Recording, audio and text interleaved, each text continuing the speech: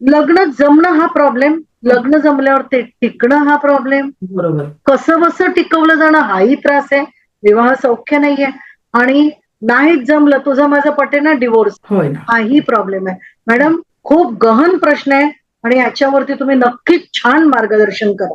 हो हो, अगदीच. तर वैवाहिक जीवनासाठी मोबाईल नंबर खूप फायदेशीर ठरतात. बघा, आपल्याला जर शरीरामध्ये काही व्हिटॅमिन्स कमी पडत असेल तर आपण व्हिटॅमिनच्या गोळ्या घेतो की नाही?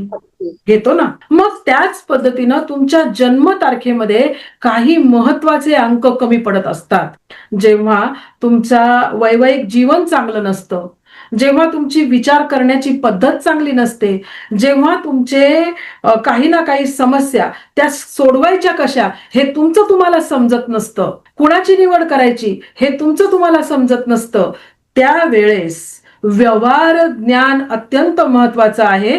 परंतु हे व्यवहार ज्ञान अनेकांकडे नाही आणि वैवाहिक जीवनातील समस्येला कारणीभूत इतर अशा अनेक गोष्टी आहेत. पण त्याचबरोबर एक मोठी आणि महत्वाची गोष्ट म्हणजे आजकालच्या मुलांना मुलींना अपेक्षे इतकं आवश्यक तेवढं व्यवहार ज्ञान नाही. ज्या मुलींचा किंवा ज्या मुलांचा डिवोर्स होतो त्यांच्याकडे काही व्यवहारिक गोष्टी त्यांच्याकडे नसतात, की उदाहरणार्थ नवरा ओरडला तर बायकोने गप्प बसावं, हे आपल्याला बहिणाबाई चौधरींनी समजावून सांगितलेलं आहे. बहिणाबाई चौधरींनी सांगितलेलं आहे की मला आता ती ओळ आठवत नाही, परंतु त्यांनी सांगितलं की ते जर गरम पाणी झाले तर बाईनं गार पाणी व्हायला पाहिजे आणि मग ते संसार व्यवस्थित जुळून येतो. त्यांची आता वाक्यरचना माझ्या लक्षात नाहीये.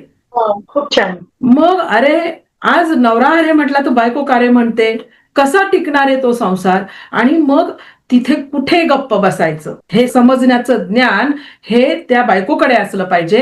आणि बायकोला किती छान गोड बोलायचं आणि बायकोच्या 4 गोष्टी ऐकून घेतल्या पाहिजे आणि बायकोनी सांगितलेल्या सल्ले हे काही वेळा योग्य असतात.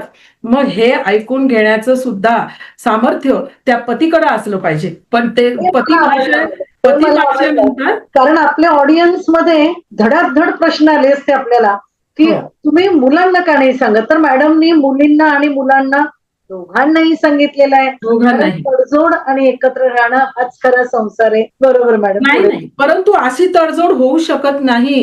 हां. तडजोडीला तुम्हाला बाहेरून ज्याप्रमाणे व्हिटॅमिन्सच्या गोळ्या आपण घेतो, त्या हं. पद्धतीनं तुम्हाला बाहेरून भाग्यकारक मोबाईल नंबर तुम्हाला घेणं आवश्यक आहे.